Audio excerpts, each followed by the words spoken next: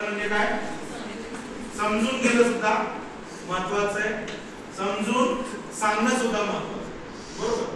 तर आपण दोन ग्रुप मध्ये गेम घेतला, यावरून आपल्याला लक्षात आलं की लेखन कला असेल, लेखन कला समजून घ्यायची असेल आणि लेखन कला हा सप्ताह साजरा करत असताना फक्त लेखनावरती आपल्याला अवलंबून राहता येणार नाही, तर आपल्याला श्रवण, बरोबर, आकलन आणि सादरीकरण या तिन्ही गोष्टी महत्त्वाच्या आहेत. लेखन ही एक कला आहे. काय आहे कला? कशाला म्हणणार कोण सांगेल?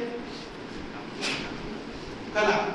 तुमच्यामध्ये काही ना काही कला असेल. मित्रांमध्ये कोणी चांगलं गाणं म्हणतं, कोणी चांगलं वाचतं, कोणी चांगलं डान्स करतं, कोणी चांगलं भाषण करतं, कोणी चांगलं सूत्रसंचालन करतं, बरोबर, कोणी चांगलं गातं, बरोबर.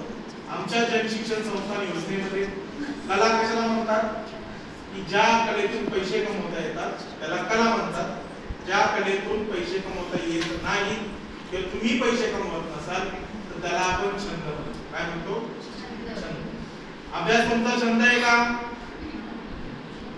तुम्ही या शाळेत कॉलेजेस मध्ये येता, अभ्यास करता, पेपर लिहिता, हा तुमचा छंद आहे का?